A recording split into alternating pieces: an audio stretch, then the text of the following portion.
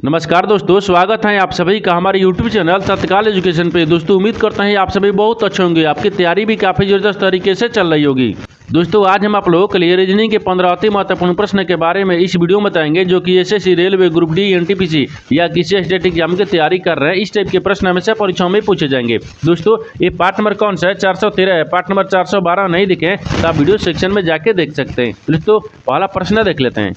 दोस्तों पहला प्रश्न है, इसमें देखिए नीचे दिए गए श्रृंखला में प्रश्नवाचक चिन्ह का स्थान पर कौन सी संख्या आएगी। देखिए नीचे यहाँ पर आपको एक श्रृंखला दी है, इन श्रृंखला में बताना है कि इस प्रश्नवाचक के चिन्ह पर इन चार ऑप्शन में से कौन सी संख्या यहाँ पर भरा जाएगा। देखिए तो यहाँ पर सबसे पहले ध्यान से देखते हैं कि श्रृंखला किस प्रकार से चल रहा है। ठीक है, देखिए यहाँ पर 1312 हो रहा है, 1312 से यहाँ पर 20 हो रहा है, यानी 1320 ले देखिए यहाँ 1330 हो रहा है, 1330 ले 1342 हो रहा है, 1342 ले 1356 हो रहा है और 1356 से आपको अगला संख्या ज्ञात करना है। ठीक है, इन श्रृंखला को ध्यान से देखने के बाद में हमको क्या दिख रहा है? हमको यही दिख रहा है कि देखिए यहाँ पर 1300 क्या लिख रहे हैं? 12, 1312 से लेकर 1320 हो रहा है, तो 1312 में अगर 8 को जोड़ देंगे तो 20 आ गया। और देखिए 20 ले क्या लिख रहे हैं? 30 लिख रहे हैं, इसमें 10 को जोड़ देंगे तो 30 आ गया। और 30 ले क्या लिख रहे हैं? 42 लिख रहे हैं, तो यहाँ पर आपको 12 को जोड़ देंगे तो 42 आ गया। और 42 ले क्या लिख रहे हैं? तो यहाँ पर 56 लिख रहे हैं, तो 42 में अगर 14 को जोड़ देंगे कितना आ गया? 56 आ गया। तो उसी प्रकार से 56 में क्या करते हैं? इस 16 को जोड़ेंगे, क्योंकि देखिए 8 2 10, 10 2 12, 12 2 14, 2 2 14 2 16 हो गया। यानी 1356 में अगर 16 को जोड़ देंगे तो कितना आ जाएगा? तो 16 को जोड़ने के बाद में यहाँ पर आपको 1372 आ जाएगा। ठीक है ना, 1300 कितना गया? 72 आ गया। यानी इस प्रश्नार्थक के चिन्ह पर कौन सी संख्या भरा जाएगा? 1372 हो गया। तो 1372 को देखते हैं किस ऑप्शन में दिख रहा है। तो ऑप्शन नंबर यहाँ पर आपको सी में दिख रहा है। ऑप्शन नंबर सी आपका सही हो जाएगा। दोस्तों मैं उम्मीद करता हूँ इस प्रश्न को भी आप अच्छी तरह से समझ पाओगे। नेक्स्ट प्रश्न देख लेते हैं।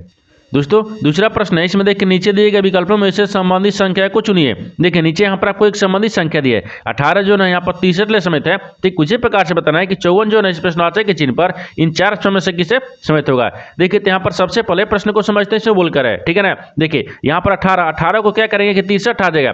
ठीक है ना, उसी प्रकार से यहाँ पर 54 को रखेंगे।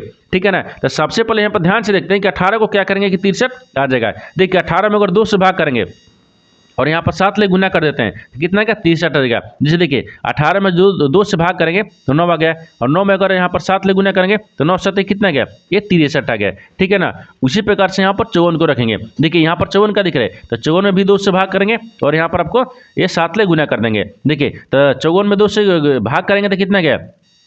27 हो गया। और 27 में क्या करते हैं? 7 ले गुना करेंगे तो कितना आ जाएगा? तो यहाँ पर आपको कितना दिखेगा? देखिए तो 149 यानी 189 आ जाएगा। कितना का? 189 आ गया। यानी इस प्रश्नवाचक के चिन्ह पर कौन सा संख्या भर जाएगा? 189 हो जाएगा। तो 189 को देखते हैं किस ऑप्शन में दिख रहा है, यानी ऑप्शन नंबर यहाँ पर आपको डी में दिख रहा है। ऑप्शन नंबर डी आपका सही हो जाएगा। दोस्तों मैं उम्मीद करता हूँ इस प्रश्न को भी आप अच्छी तरह से समझ पाओगे। नेक्स्ट प्रश्न देख लेते हैं। दोस्तों तीसरा प्रश्न है, इसमें देखिए यदि संख्या यहाँ पर 26, 37, 558 में प्रत्येक विषम अंक में 1 जोड़ा जाए तथा प्रत्येक सम अंक में 1 घटाया जाए तो इस प्रकार बनी नई संख्या में सबसे बड़े तथा सबसे छोटे अंकों का योग क्या होगा। देखिए यहाँ पर सबसे पहले प्रश्न समझिए, इसमें बोलकर है यहाँ पर क्या बोल रहा है कि एक संख्या दी है। ठीक है ना, इन संख्या बोल रहा है कि प्रत्येक विषम अंक में 1 जोड़ा जाए और प्रत्येक सम अंक में 1 घटाया जाए, तो जो इस प्रकार बनी नई संख्या में यानी सबसे बड़ा और सबसे छोटे अंकों का योगफल ज्ञात करना है। देखिए तो यहाँ पर क्या करिएगा, वीडियो को रोक और खुद अपने आप से बनाने की कोशिश करिएगा और 15 प्रश्न में से आपने कितने प्रश्न सही किए हैं वीडियो को लास्ट में कमेंट में जरूर बताइएगा। और इस चैनल पर पहली बार आए तो चैनल को सब्सक्राइब कर बेल आइकन घंटी को प्रेस जरूर कर लीजिएगा, क्योंकि सबसे पहले इस तरह क्लास आपको मिलता रहे। देखिए तो यहाँ पर सबसे पहले ध्यान से देखते हैं, यहाँ पर संख्या क्या लिख रहा है? तो यहाँ पर आपको देखिए 26 लिखा है। ठीक है ना, ये 26 हो गया। फिर यहाँ पर आपको 37 दिया है, फिर यहाँ पर 458 दिया है, ये 458 हो गया। इसमें बोल रहा है कि प्रत्येक विषम अंक में 1 जोड़ा जाए, तो विषम संख्या में 1 को जोड़ देते हैं। देखिए 3 में अगर 1 को जोड़ देंगे ना, ये 4 आ गया। और 7 में भी 1 को जोड़ देंगे तो यहाँ पर आपको 8 दिख रहा है। और यहाँ पर 5 में भी 1 को जोड़ देंगे कितना गया?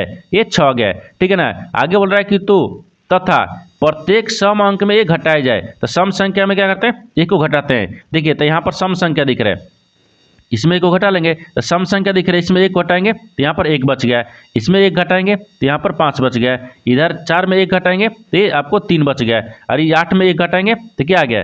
यहाँ पर 7 आ गया, ठीक है ना। एक क्या बन गया, ये नई संख्या बन गया, ठीक है, ये नई संख्या बन गया। तो बोला कि तो इस प्रकार बनी नई संख्या में सबसे बड़े, तो सबसे बड़े यहाँ पर नई संख्या में सबसे बड़ा क्या दिख रहा है, 8 दिख रहा है, तथा सबसे छोटे अंकों का योग क्या होगा, तो सबसे छोटा क्या दिख रहा है, 1 दिख रहा है, यानी इन दोनों का योगफल बताना है। देखिए तो यहाँ पर आपको सबसे छोटा क्या दिख रहा है, 1 दिख रहा है, सबसे बड़ा क्या दिख रहा है, 8 दिख रहा है, इन दोनों का आपको जोड़ लेंगे, जोड़ने के बाद में कितना है, 9 आ गया। तो 9 को देखते हैं किस ऑप्शन में दिख रहा है, यानी ऑप्शन नंबर यहाँ पर ए में दिख रहा है, ऑप्शन नंबर ए आपका सही हो जाएगा। दोस्तों उम्मीद करता हूँ इस प्रश्न को भी आप अच्छी तरह से समझ पाओगे। नेक्स्ट प्रश्न देख लेते हैं।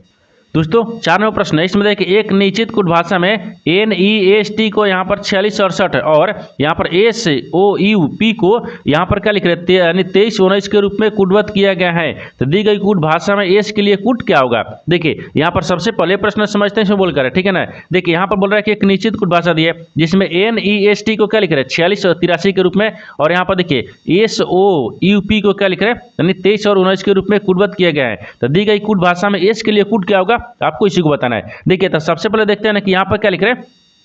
तो यहाँ पर आपको देखिए एन दिया है, फिर ई दिया है, फिर एस दिया है और टी दिया है। इनको क्या लिख रहा है, देखिए 46 लिख रहा है, 46 दिया, हाँ 46 दिया है, और यहाँ पर 83 दिया है। आगे बोल रहा है कि देखिए यानी एस दिया है ना, एस दिया है, एस ओ हो गया, यू हो गया और पी हो गया, इनको क्या लिख रहा है। तो देखिए यहाँ पर 23 और 19 दिया है। उसी कूट भाषा में बताना है कि एस का क्या होगा, यानी एस बराबर क्या लिखा जाएगा, ठीक है ना। तो देखिए इस तरह के सवाल में क्या होता है, ये देखिए ये आपको संख्या अक्षर दिख रहा है, अक्षर में कॉमन मिलाएंगे और संख्या में भी कॉमन मिलाते हैं। देखिए तो संख्या और कॉमन अक्षर को दोनों को अगर कॉमन मिलाएंगे, जो कॉमन मिल जाएगा वही आपको आंसर होगा। जैसे देखिए यहाँ पर इसमें कॉमन मिलाते हैं और इसमें कॉमन मिलाएंगे। देखिए इसमें आपको एस दिख रहा है, इसमें भी आपको एस दिख रहा है, यानी एस दोनों में क्या दिख रहा है, कॉमन हो गया है। अब संख्या में देखते हैं संख्या कौन सा कॉमन मिल रहा है। देखिए संख्या में भी इसमें भी आपको 3 दिख रहा है, ठीक है ना, और इस संख्या में भी आपको 3 दिख रहा है, इसमें भी आपको कॉमन मिल गया है, यानी एस का कूट क्या हो गया, 3 हो गया है। तो 3 को देखते हैं किस ऑप्शन में दिख रहा है, यानी ऑप्शन नंबर यहाँ पर आपको सी में दिख रहा है, यानी ऑप्शन नंबर सी आपका सही हो जाएगा। दोस्तों उम्मीद करता हूँ इस प्रश्न को भी आप अच्छी तरह से समझ पाओगे। नेक्स्ट प्रश्न देख लेते हैं। दोस्तों 5 नंबर प्रश्न है, इसमें देखिए यह प्रश्न नीचे दी गई 5 3 अंकीय संख्याओं पर आधारित हैं। यहाँ पर 5 को संख्या दी है जो कि 3 अंकियों पर आधारित हैं। आगे बोल रहा है कि देखिए यहाँ पर सवाल दिया है, नोट क्या बोल रहा है नहीं समझना है हमको, अभी उदाहरण भी नहीं समझना है हमको। सवाल देखिए यहाँ से पूछ रहा है, यदि सबसे छोटी संख्या के पहले अंक में सबसे बड़ी संख्या के तीसरे अंक को घटाया जाए तो परिणाम क्या होगा। देखिए यहाँ पर सबसे पहले प्रश्न समझिए, इसमें बोलकर है, ठीक है ना। यहाँ पर क्या बोल रहा है, ये बोल रहा है कि देखिए यह प्रश्न नीचे दी गई 5 3 अंकीय संख्याओं पर आधारित है। जो यहाँ पर 5 को संख्या दी है वो 3 अंकीय पर आधारित है। सवाल देखिए यहाँ से पूछ रहा है, यदि सबसे देखिए छोटी संख्या के पहले अंक, यानी सबसे छोटी संख्या कौन सा दिख रहा है, 194 दिख रहा है, ठीक है 194 हो गया सबसे छोटी संख्या है। सबसे छोटी संख्या के यहाँ पर पहला अंक दिया है, ठीक है ना, तो सबसे छोटी संख्या के पहला अंक 1 दिख रहा है, ठीक है ना। आगे बोल रहा है कि सबसे बड़ी संख्या के तीसरा अंक, तो सबसे बड़ी संख्या यहाँ पर 937 दिख रहा है, ये 900, ठीक है ना, ये 37 दिख रहा है, हाँ 937 दिख रहा है, ठीक है ना, ये 937 हो गया, ठीक है 937 दिख रहा है यहाँ तक, ठीक है। आगे देखिए अब आगे बोल रहा है ना कि तीसरा अंक, यहाँ बोल रहा है कि तीसरा अंक से घटाया जाए, यानी तीसरा अंक से घटाया जाए तो यहाँ पर परिणाम क्या होगा, यानी इसका कहने का मतलब है कि सबसे बड़ी संख्या के पहला अंक 1 दिख रहा है। अब सबसे बड़ी संख्या के देखिए सबसे छोटी संख्या के पहला अंक हो गया 1 हो गया, सबसे बड़ी संख्या क्या हो गया, यहाँ पर आपको 7 दिख रहा है, सबसे बड़ी संख्या के तीसरा अंक क्या दिख रहा है, 7 दिख रहा है, यहाँ पर 7 को रख लेंगे, ठीक है। अब इन दोनों को माइनस करेंगे, यानी देखिए यहाँ पर 1 में से जब 7 माइनस करेंगे तो माइनस यहाँ पर 6 बचेगा, कितना बचेगा 6 हो गया। तो आपसे वही पूछा है कि 2 यहाँ पर तीसरे अंक में घटाई जाए तो परिणाम क्या होगा, तो यहाँ पर -6 हो जाएगा। तो -6 को देखते हैं किस ऑप्शन में दिख रहा है, यानी ऑप्शन नंबर यहाँ पर आपको दिख रहा है ए में दिख रहा है, यानी ऑप्शन नंबर ए आपका सही हो जाएगा। दोस्तों मैं उम्मीद करता हूँ इस प्रश्न को भी आप अच्छी तरह से समझ पाओगे। नेक्स्ट प्रश्न देख लेते हैं। दोस्तों 6 नंबर प्रश्न है, इसमें दिए कि निम्नलिखित संख्या और प्रतीक श्रृंखला का संदर्भ ले, दिए गए प्रश्न का उत्तर दीजिए, गिनती केवल बाएं से दाएं की जानी चाहिए। देखिए यहाँ पर आपको एक श्रृंखला दी है, इन श्रृंखला में बताना है क्या। देखिए सवाल आपको यहाँ से पूछ रहा है, ऐसे कितने प्रतीक हैं जिनमें से प्रत्येक के ठीक पहले एक संख्या है तथा यानी ठीक बाद भी एक संख्या है। देखिए यहाँ पर सबसे पहले प्रश्न समझिए, इसमें बोल रहा है, ठीक है। देखिए यहाँ पर क्या बोल रहा है, यहाँ पर ये बोल रहा है ना, क्या बोल रहा है कि देखिए निम्नलिखित संख्या और प्रतीक श्रृंखला का संदर्भ ले और नीचे दिए गए प्रश्न का उत्तर दीजिए। देखिए यानी क्या कहने का मतलब है कि नीचे यहाँ पर आपका दिया एक श्रृंखला दिया है, इन श्रृंखला में आपको बताना क्या सवाल। देखिए यहाँ से पूछ रहा है ऐसे कितने प्रतीक हैं, ठीक है, यहाँ पर आपको प्रतीक हो गया, ठीक है ना, यानी इसमें ऐसे कितने प्रतीक हैं जिनमें से प्रत्येक के ठीक पहले एक संख्या है, जिनके पहले क्या दिख रहा है एक संख्या दिख रहा है, ठीक है, ये संख्या है। और बोल रहा है कि तथा बाद, देखिए ठीक बाद भी एक संख्या है, यानी बाद में भी एक संख्या है, ठीक है ना, एक संख्या दिख रहा है। यानी इसका कहने का मतलब है कि इन श्रृंखला में बताना है कि आपको ऐसे कितने प्रतीक हैं, ठीक है, प्रतीक हैं जिनमें से जिनके पहले एक संख्या है, जिनके बाद भी एक संख्या दिख रहा है। तो यहाँ पर देखिए, यहाँ पर सबसे पहले प्रतीक को देखते हैं। देखिए यहाँ पर आपको प्रतीक दिख रहा है जिसके पहले भी संख्या दिख रहा है, जिसके बाद भी संख्या दिख रहा है। यहाँ पर भी आपको प्रतीक दिख रहा है जिसके पहले भी संख्या, जिसके बाद भी संख्या दिख रहा है, यानी दो है। यानी इसमें दो ऐसे प्रतीक हैं जिनके पहले भी संख्या है, जिसके बाद भी संख्या है। तो दो को देखते हैं किस ऑप्शन में दिख रहा है, यानी ऑप्शन नंबर डी में दिख रहा है। ऑप्शन नंबर डी आपका सही हो जाएगा। दोस्तों मैं उम्मीद करता हूँ इस प्रश्न को भी आप अच्छे तरह से समझ पाओगे। नेक्स्ट प्रश्न देख लेते हैं। दोस्तों 7वां प्रश्न है, इसमें देखिए नीचे दिए गए विकल्पों में से संबंधित शब्द को चुनिए। देखिए नीचे यहाँ पर कोई संबंधित शब्द दिया है, यानी पहिया जो है यहाँ पर तीली से समेत है। ठीक उसी प्रकार से बताना है कि पंखा जो है इस प्रश्नावली के चिन्ह पर इन चार ऑप्शन में से किसे समेत होगा। देखिए तो यहाँ पर सबसे पहले प्रश्न को समझते हुए बोल कर है, यहाँ पर देखिए पहिया, पहिया जो है तीली से कैसे समेत है। ठीक उसी प्रकार से बताना है पंखा जो है इस प्रश्नावली के चिन्ह पर कौन सा शब्द भरा जाएगा। देखिए तो यहाँ पर पहिया, पहिया का एक भाग, यहाँ पर देखिए लिखते हैं पहिया का एक, ठीक है ना, एक भाग, ठीक है ना, एक भाग क्या होता है, यानी तीली होती हैं, ठीक है ना, तीली होती है। देखिए यहाँ पर पहिया का एक भाग तीली होते हैं। उसी प्रकार से यहाँ पर पंखा दिख रहा है, यानी पंखा का, ठीक है ना, यानी पंखा का एक भाग, यहाँ पर एक भाग न, एक भाग क्या होता है, यानी पंख होता है। यहाँ पर क्या रखेंगे, पंख होता है, ठीक है ना, क्या होता है, पंख होता है। तो यहाँ पर क्या भरा जाएगा, ये यहाँ पर आपको पंख हो जाएगा, ठीक है, पंख दिख रहा है। यानी इस प्रश्नावली चिन्ह पर कौन सा शब्द भरा जाएगा, पंख हो गया। तो पंख को देखते हैं किस ऑप्शन में दिख रहा है, यानी ऑप्शन नंबर ए में दिख रहा है, यानी ऑप्शन नंबर ए आपका सही हो जाएगा। दोस्तों मैं उम्मीद करता हूँ इस प्रश्न को भी आप अच्छे तरह से समझ पाओगे। नेक्स्ट प्रश्न देख लेते हैं। दोस्तों 8वां प्रश्न है, इसमें देखिए 7 व्यक्ति A, B, L, M, N, S और टी एक उत्तर की ओर मुंह करके अभिमुख होकर बैठे हुए हैं, ठीक है, यानी पंक्ति में बैठे हैं। आगे बोल रहा है कि टी और ए के बीच में, तो सबसे पहले क्या करते हैं ना, यहाँ पर ध्यान से देखिए, यानी कि कहने का मतलब क्या दिख रहा है, यहाँ पर कहने का मतलब कि 7 व्यक्ति है, ठीक है, देखिए 7 व्यक्ति है। इन 7 व्यक्ति के ये देखिए यहाँ पर दिए 7 व्यक्ति है जिसके यानी उत्तर की ओर अभिमुख होकर बैठे हुए। तो सबसे पहले यहाँ पर 7 व्यक्तियों को उत्तर की तरफ मुंह करके बैठाते हैं। देखिए यहाँ पर क्या दिख रहा है, 1 हो गया, इधर से 2 दिख रहा है, 3 दिख रहा है, 4 दिख रहा है, 5 दिख रहा है, 6 दिख रहा है, 7 दिख रहा है। 7 व्यक्ति जो उत्तर की तरफ मुंह करके बैठ गए। आगे बोल रहा है कि टी और ए के बीच केवल 5 व्यक्ति बैठे हैं, यानी टी को यहाँ पर रखेंगे, ए को यहाँ पर रखेंगे, इन दोनों के बीच में 5 व्यक्ति है। देखिए 5 व्यक्ति बैठ गया है, ठीक है ना। आगे बोल रहा है कि एन ए के, ठीक है, यानी बाएं पड़ोस में बैठा है, लेकिन एन जो है ना वो ए के बाएं से पड़ोस में बैठा है। तो ए के बाएं कौन हो गया, एन हो गया, ए पड़ोस में बैठा है, ठीक है। एन और एल के बीच केवल एक व्यक्ति है, एन और एल, तो एल यहाँ पर रखेंगे, इन दोनों के बीच में एक व्यक्ति हो गया, ठीक है। आगे बोल रहा है कि एम एस है, ठीक है ना, एम जो है एम वो एस के बाएं से किसी एक स्थान पर, यानी एस के किसी एक स्थान पर बाएं से। तो मान लीजिए यहाँ पर बाएं रखते हैं, तो एस को रखते हैं, तो मान लीजिए देखिए ना एस को यहाँ पर रखते हैं, एस के बाएं, बोल रहा है कि एस के बाएं किसी एक स्थान पर क्या है, एम है। तो मान लीजिए एम बाएं, बाएं मान लीजिए यहाँ पर रखते हैं, हाँ बाएं देखिए यहाँ पर रखते हैं, एम बाएं हो गया। और लेकिन बी के दाहिने, तो बी के दाहिने, तो बी के दाहिने यहाँ पर क्या हो गया, एम हो गया, ठीक है। आगे बोल रहा है कि एक किसी एक स्थान पर बैठा है, ठीक है ना। तो पंक्ति के बाएं छोर से तीसरे स्थान पर कौन बैठा है, तो यहाँ पर देखिए ये बोल कर है, बोल रहा है कि बाएं से, तो यहाँ पर क्या होता है, बाएं होता है, इधर क्या होता है, ये दाहिने होता है। तो बोल रहा है कि पंक्ति के देखिए पंक्ति के बाएं छोर से तीसरे स्थान पर कौन बैठा है, तो यहाँ पर पंक्ति का बाएं दिख रहा है, बाएं से तीसरे स्थान पर कौन बैठ रहा है, यहाँ पर आपको एम दिख रहा है, तो एम हो जाएगा। तो एम को देखते हैं किस ऑप्शन में दिख रहा है, ऑप्शन नंबर यहाँ पर ए में दिख रहा है, यानी ऑप्शन नंबर ए आपका सही हो जाएगा। दोस्तों मैं उम्मीद करता हूँ इस प्रश्न को भी आप अच्छे तरह से समझ पाओगे। नेक्स्ट प्रश्न देख लेते हैं। दोस्तों 9वां प्रश्न, इसमें देखिए उस व्यनारे का चयन करें जो दिए गए वर्गों के बीच संबंध को सर्वोत्तम रूप से दर्शाता है। देखिए नीचे यहाँ पर आपको 3 शब्द दिए हैं, इन तीनों शब्द को बताना है कि आपस में कैसे समेत है और इन 4 वेंडिग्राम में से कौन सा वेंडिग्राम बनेगा। देखिए तो यहाँ पर सबसे पहले ध्यान से देखते हैं कि तीनों शब्दों में से कॉमन कौन सा मिल रहा है। देखिए यहाँ पर आपको संचार दिया है, टेलीफोन दिया है और पत्र दिया है। इन तीनों शब्दों में से सबसे कॉमन क्या दिख रहा है, संचार दिख रहा है। संचार के अंदर में टेलीफोन आता है और संचार के अंदर में पत्र भी आता है। इसका वेंडिग्राम कैसा बनेगा, देखिए ऐसा दिखेगा, ठीक है ना। यहाँ पर आपको क्या दिख रहा है, हाँ देखिए यहाँ पर आपको संचार को रखते हैं, ठीक है, ये संचार दिख रहा है। संचार के अंदर में देखिए यहाँ पर टेलीफोन हो गया, ये आपको क्या दिख रहा है, ये पत्र हो जाएगा, ठीक है ना। ये पत्र दिख रहा है, ये टेली, ठीक है, ये टेलीफोन दिख रहा है, टेलीफोन दिख रहा है। इस तरह का वेन डायग्राम बनेगा। देखिए सबसे कॉमन क्या दिख रहा है, संचार। संचार के अंदर में टेलीफोन आता है और यहाँ पर संचार के अंदर में भी आपको पत्र भी आता है। इन दोनों यानी इस तरह का वेन डायग्राम बनेगा। इस तरह का वेन डायग्राम देखते हैं किस ऑप्शन में दिख रहा है, यानी ऑप्शन नंबर यहाँ पर बी में दिख रहा है, यानी ऑप्शन नंबर बी आपका सही हो जाएगा। दोस्तों उम्मीद करता हूँ इस प्रश्न को भी आप अच्छी तरह से समझ पाओगे। नेक्स्ट प्रश्न देख लेते हैं।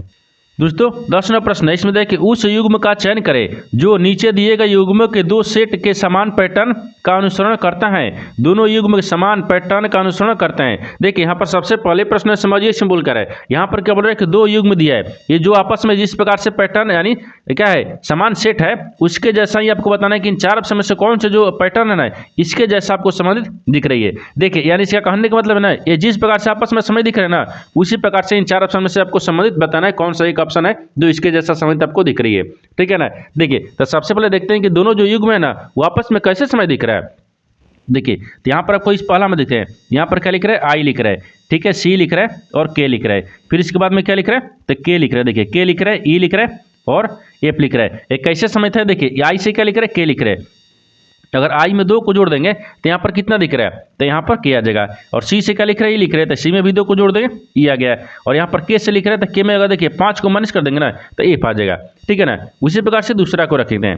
देखिए दूसरा क्या दिख रहा है, एच दिख रहा है, डी दिख रहा है और डब्ल्यू दिख रहा है। देखिए तो यहाँ पर अब क्या लिख रहे हैं, जे लिख रहा है, एफ लिख रहा है और आर लिख रहा है। देखिए जे में अगर दो को जोड़ देंगे तो यहाँ पर कितना आ गया, जे आ जाएगा। और ए डी दिख रहा है, डी में भी दो को जोड़ देंगे तो कितना आ गया, एफ आ गया। और डब्ल्यू में भी क्या करते हैं, 5 को माइनस कर देंगे, कितना आ गया, आर आ गया। उसी प्रकार से बताना है कि इन चार ऑप्शन जो है ना तो कौन सा जो ऑप्शन है इसके जैसा समय आपको दिख रही है। देखिए ए क्या रखेंगे, तो ए आर, आर से क्या लिख रहा है, एफ, दो जोड़ रहा है, ठीक है ना। यानी एफ ले क्या लिख रहा है, आई लिख रहा है, इसमें 3 जोड़ा है, ए नहीं हो रहा है, ठीक है, इसमें नहीं हो रहा है, यानी ए नहीं हो रहा है, ठीक है ना। बी को देखते हैं, बी में क्या दिख रहा है, तो बी में देखिए यहाँ पर आपको भी लिख रहा है, फिर यहाँ पर जे लिख रहा है, फिर यहाँ पर को एफ लिख रहा है, फिर यहाँ पर आपको एक्स लिख रहा है, एल लिख रहा है, ए लिख रहा है। देखिए अगर भी में दो को जोड़ देंगे ना तो एक्स आ गया, ठीक है ना। यहाँ पर जे में भी दो को जोड़ देंगे तो कितना आ गया, एल आ गया। और एफ में भी क्या करते हैं, 5 को माइनस कर देंगे, कितना आ गया, ए आ गया। यानी इसका मतलब कि जिस प्रकार से आपस में समेत आपको युग्म दिया है उसके जैसा आप कौन सा दिख रहा है, तो ऑप्शन नंबर बी दिख रहा है, यानी ऑप्शन नंबर बी आपका सही हो जाएगा। दोस्तों उम्मीद करता हूँ इस प्रश्न को भी आप अच्छी तरह से समझ पाएंगे। नेक्स्ट प्रश्न देख लेते हैं। दोस्तों 11वां प्रश्न है, इसमें देखिए यदि P का अर्थ गुना है यानी Q का अर्थ भागा है, R का अर्थ माइनस है और यहाँ पर S का अर्थ प्लस है, तो निम्नलिखित समीकरण में प्रश्न चिन्ह का स्थान पर क्या आएगा। देखिए यहाँ पर सबसे पहले प्रश्न समझिए सिंबल का है। यहाँ पर क्या बोल रहे हैं, नीचे यहाँ पर आपको एक समीकरण दिए, इन समीकरणों को सही बनाने के लिए जो चिन्ह दिया है उस चिन्ह को बदलने के बाद में समीकरण को सही बनाते हैं। तो सबसे पहले चिन्ह को बदलते हैं, ठीक है ना। देखिए यहाँ पर क्या बोल रहा है कि P का अर्थ गुना दिया है, P कहाँ दिया है, इसमें गुना रखेंगे, P कहीं नहीं दिया, ठीक है। आगे देखिए आगे बोल रहा है कि Q का अर्थ भागा दिया है, यानी Q की जगह पर भागा रखते हैं, ठीक है ना, भागा हो गया। आगे बोल रहा है कि R का मतलब यानी R का क्या दिख रहा है, माइनस हो गया, यानी R का माइनस दिख रहा है। और यहाँ पर बोल रहा है कि S का अर्थ क्या दिख रहा है, प्लस हो गया, यानी S की जगह पर प्लस रखेंगे, ठीक है ना। अब समीकरण को सोल्व करते हैं। देखिए तो यहाँ पर क्या दिख रहा है, यहाँ पर आपको 81 हो गया, फिर प्लस में यहाँ पर आपको 28 दिख रहा है, फिर माइनस क्या दिख रहा है, 39 दिख रहा है, फिर प्लस दिख रहा है यानी 98 दिख रहा है, फिर भागा कितना दिख रहा है, 7 दिख रहा है, ठीक है ना। अब यहाँ पर फिर प्रश्नार्थक दिया है, यानी 13 7 98, ये 13 मर्त में कट गया, ठीक है ना। ये कितने मर्त में कट गया, 13 7 91, 14 7 98 सॉरी, ये 14 7 98 हो गया, यानी 14 7 98 कट गया, ठीक है ना। अब आगे देखिए, आगे इनको दोनों को आपस में क्या करते हैं, जोड़ लें। देखिए फिर यहाँ पर आपको 39 दिख रहा है ना, फिर माइनस में करना होगा, ठीक है। आप देखते हैं एक बार क्या करते हैं, इन दोनों को आपस में जोड़ते हैं, ठीक है ना। एक बार इसको कर लिए 14 आ गया, अब इसको क्या करते हैं, 28 में से क्या करते हैं, 14 39, ठीक है। अब देखिए इन सबको आपस में जोड़ते हैं। जैसे देखिए इनको जोड़ेंगे तो 8 है, कितना आ गया, 9 आ गया, ठीक है ना। अब इसको जोड़ेंगे तो 8 2 10 आ गया, इन दोनों को आपस में जोड़ लिए। अब क्या दिख रहा है, माइनस यहाँ पर 39 दिख रहा है, फिर प्लस 14 दिख रहा है, यानी इन दोनों को भी आपस में अब जोड़ेंगे। देखिए तो इन दोनों को आपस में जोड़ेंगे तो कितना गया, देखिए यानी 9 7 13 हो गया, 3 हो गया, ठीक है ना। अब यहाँ पर 123 है गया, 123 में से 39 को माइनस कर देंगे, तो कितना बचेगा, तो देखिए यहाँ पर कितना बच गया, तो यहाँ पर आपको एक 84 बच गया। कितना बच गया, 84 हो गया है। देखिए यहाँ पर आपको 109 में माइनस यहाँ पर क्या करेंगे, जोड़ेंगे। जब 109 में से 14 को जोड़ेंगे तो 123 आ गया। अब 123 में से 39 को माइनस कर देंगे तो 84 आ गया। यानी इस प्रश्नार्थक चिन्ह पर कौन सा संख्या बढ़ जाएगा, 84 हो जाएगा। तो 84 को देखते हैं किस ऑप्शन में दिख रहा है, यानी ऑप्शन नंबर डी में दिख रहा है। ऑप्शन नंबर डी आपका सही हो जाएगा। दोस्तों उम्मीद करता हूँ इस प्रश्न को भी आप अच्छी तरह से समझ पाएंगे। नेक्स्ट प्रश्न देख लेते हैं। दोस्तों 12 नंबर प्रश्न, इसमें कथनों को पढ़े और दिए गए विकल्पों में से निष्कर्ष को चुने। देखिए नीचे यहाँ पर आपको एक कथन दिया है, निष्कर्ष दिया है। कथन के आधार पर डायग्राम को बनाते हैं, निष्कर्ष के आधार पर प्रश्न को सोल्व करते हैं। देखिए तो यहाँ पर सबसे पहले ध्यान से देखते हैं कथन बोलकर है, ठीक है ना। देखिए कथन बोल रहा है कि सभी टैबलेट क्या है, यानी लैपटॉप है। तो सभी यहाँ पर टैबलेट को रखते हैं, ठीक है ना, यानी टैबलेट। तो सभी टैबलेट क्या दिख रहा है, लैपटॉप दिख रहा है। तो सभी टैबलेट को क्या रखते हैं, लैपटॉप में रखते हैं, ठीक है ना, यानी लैपटॉप दिख रहा है, ठीक है, लैपटॉप दिख रहा है। आगे बोल रहा है कि कोई भी लैपटॉप डेस्कटॉप नहीं है। तो कोई भी लैपटॉप है ना, वो डेस्कटॉप नहीं है। तो यहाँ पर मान लीजिए क्या रखते हैं, डेस्कटॉप को रखते हैं, ठीक है, डेस्कटॉप।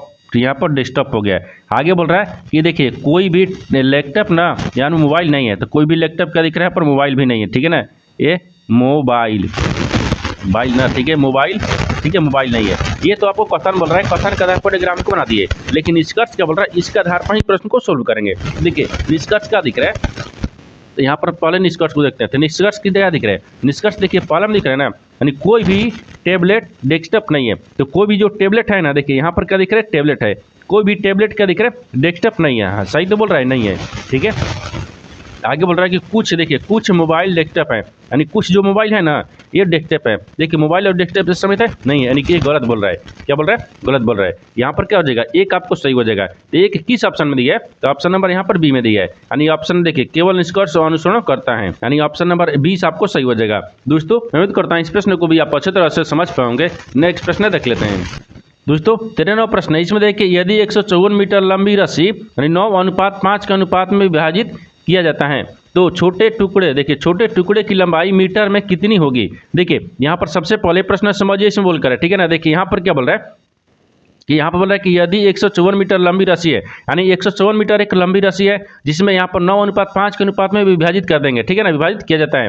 तो यानी छोटे टुकड़े जो छोटा है वो छोटे टुकड़े के लिए मीटर में लंबाई कितनी है आपको इसी को बताना है, ठीक है ना। ये देखिए सवाल कब पूछा गया है, उत्तर प्रदेश कांस्टेबल 25 अक्टूबर 2018 में पूछा गया है। अब देखिए इसको बनाना कैसे है, तो सबसे क्या दिख रहा है, 154 मीटर लंबी रस्सी है, ठीक है ना, ठीक है। अब क्या पूछ रहा है, ये इतना मीटर लंबी हो गया। अब पूछ रहा है कि सबसे छोटे, तो सबसे छोटा अनुपात में क्या दिख रहा है, 5 दिख रहा है। तो 5 रख लेंगे। अब इन अनुपात को दोनों में आपस में जोड़ते हैं तो कितना गया, 14 हो गया, ठीक है, 14 आता है। अब 14 को क्या करते हैं, इसमें भाग कर देंगे। अगर 14 हो गया, 14 में अगर 154 में भाग करेंगे 11 मर्त में, अब कितना गया, देखिए 11 गुने 5 आ गया, यानी 11 5 55 मीटर हो गया, ठीक है ना, एक यानी 55 मीटर। तो आपसे वही पूछा है कि छोटे टुकड़े का लंबाई मीटर में कितना गया, यानी 55 मीटर। तो 55 मीटर को देखते हैं किस ऑप्शन में दिख रहा है, तो ऑप्शन नंबर यहाँ पर आपको बी में दिख रहा है। ऑप्शन नंबर बी आपका सही हो जाएगा। दोस्तों उम्मीद करता हूँ इस प्रश्न को भी आप अच्छी तरह से समझ पाओगे। नेक्स्ट प्रश्न देख लेते हैं।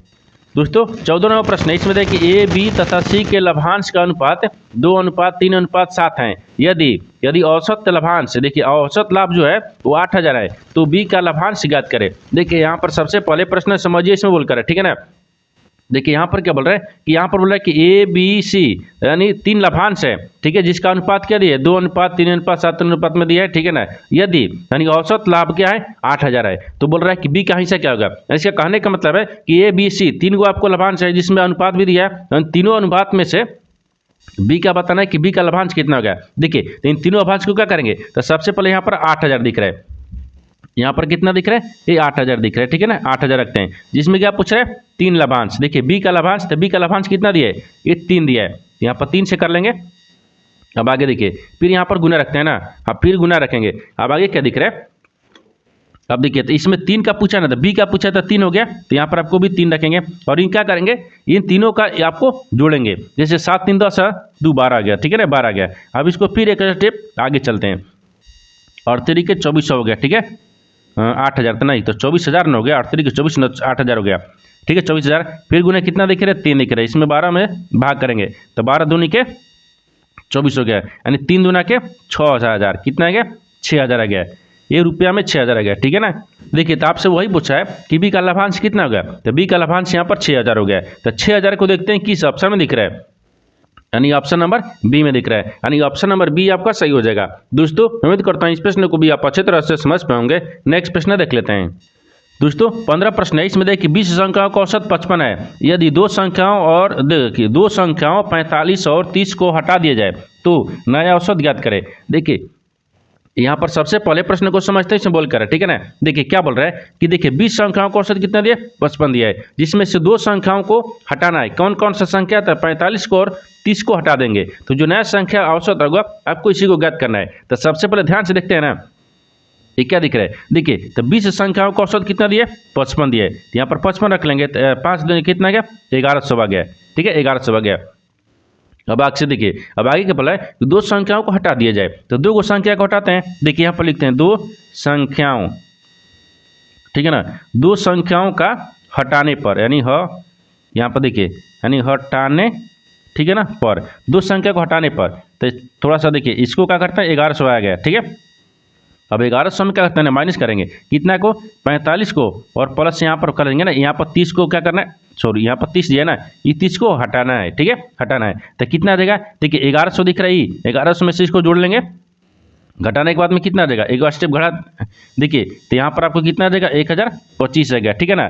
देखिए इसको जोड़ेंगे और इसमें 11 में से घटा देंगे, कितना का 1025 आ गया। इसका क्या गया, यहाँ पर दो संख्या को हटाने के बाद में। अब बोल रहा है कि नया औसत बताना है, तो यहाँ पर नया दिख रहा है, ठीक है ना, नया औसत को रखते हैं, यानी औसत। तो नया औसत कितना दिख रहा है, तो यहाँ पर देखिए 1025 दिख रहा है। तो अब इसमें से क्या करते हैं, 20 भाग करते हैं, क्योंकि 20 को दिया है, 20 को भाग कर लेंगे। जब भाग करेंगे तो कितना आ जाएगा, सॉरी यहाँ पर 20 भाग करना है ना, 20 ले कहाँ करेंगे, क्योंकि तो 20 संख्या को तो दिया है, लेकिन दो संख्या को बोल रहा है कि हटाना है, तो दो संख्या को हटाएंगे तो यहाँ पर दो हटा लेंगे ना, तो 18 ना बचेगा। तो यहाँ पर एक स्टेप और चलते हैं। देखिए यहाँ पर 25 ना, 10 25 और बाटा में 18 आ गया, क्योंकि दो को घटा लेंगे, क्योंकि दो हटाना है तो 18 बचेगा ना। इसको भाग करेंगे कितना क्या, ये 56 पॉइंट कितना गया, 94 आ जाएगा। तो 56.94 कितना दिख रहा है, औसत कितना गया, 56.94। तो 56.94 को देखते हैं किस ऑप्शन में दिया है, यानी ऑप्शन नंबर सी में दिख रहा है, यानी ऑप्शन नंबर सी आपका सही हो जाएगा। दोस्तों उम्मीद करता हूँ इस प्रश्न को भी आप अच्छी तरह से समझ पाओगे। नेक्स्ट वीडियो में मिलते हैं, तब तक जय हिंद। दोस्तों इस चैनल पर पहली बार आए तो चैनल को सब्सक्राइब कर बेल आइकन घंटी को प्रेस जरूर कर लीजिए, क्योंकि सबसे पहले इस तरह क्लास आपको मिलता रहे। और इन सारे प्रश्न का PDF आपको टेलीग्राम पर मिल जाएगा, जो कि इस वीडियो का डिस्क्रिप्शन में लिंक दिया गया है।